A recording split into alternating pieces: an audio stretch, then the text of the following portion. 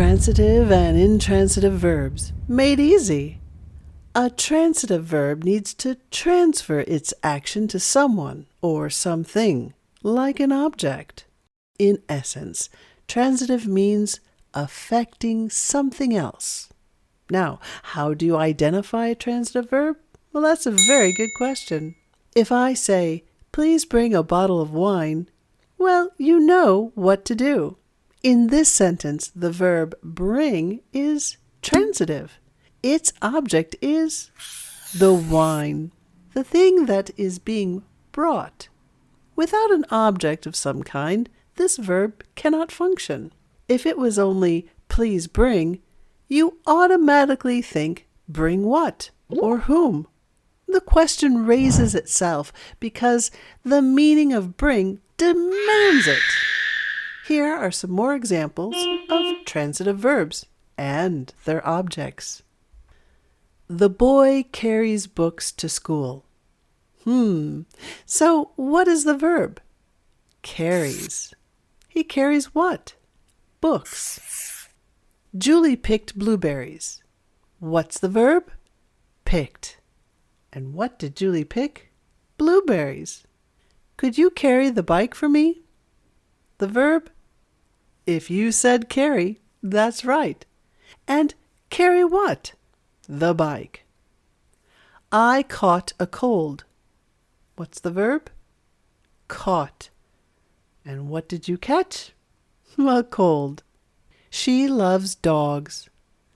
What's the verb? That's right, loves. And what does she love? Right, dogs. Each of these verbs in these sentences has an object that completes the verb's actions.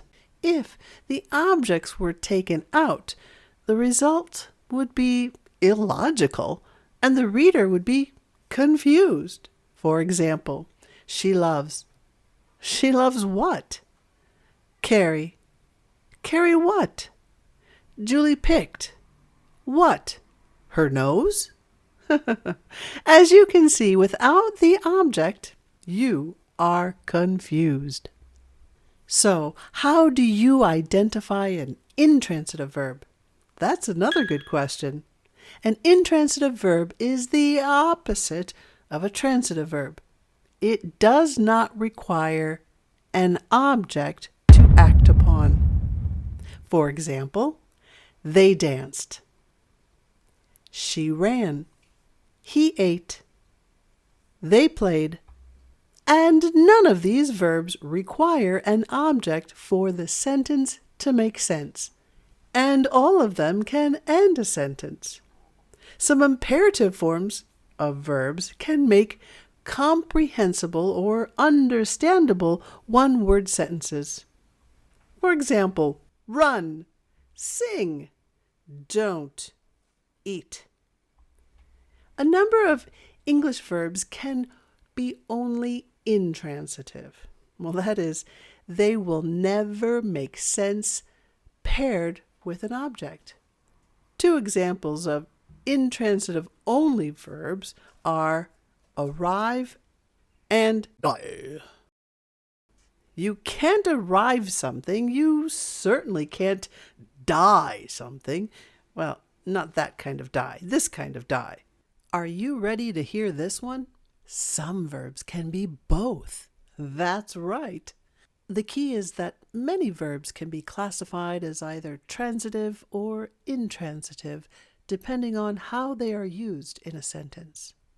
For example, after he cleaned up, he left. She left the key on the table. You can decide whether the verb is being used transitively or intransitively fairly easily. All you need to do is to determine whether the verb has an object. Did he clean something up? Did she leave something on the table? The verb is transitive only when the answer is yes. When in doubt, look it up. In the dictionary, verbs will be listed as transitive, intransitive, or both. And any differences in meaning between the two uses will be given as well. I'm sure you've heard of phrasal verbs. I've done a few videos on those. The links are below. Phrasal verbs can also be classified as transitive or intransitive. For example, Cindy has decided to give up smoking. I hope Cindy doesn't give up quitting. Give up is just one of many phrasal verbs that can be transitive or intransitive. In the first sentence, to give up means to quit something, while in the second sentence, it means not stop quitting.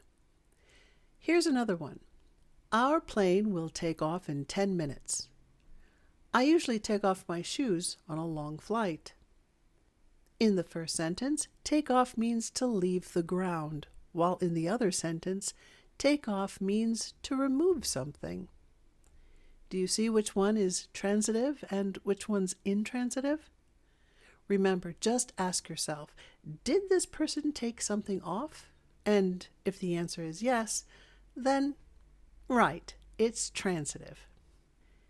Verbs are a fun part of English. Remember to check out the links in the description box below. And as always, my students, please keep practicing. Bye.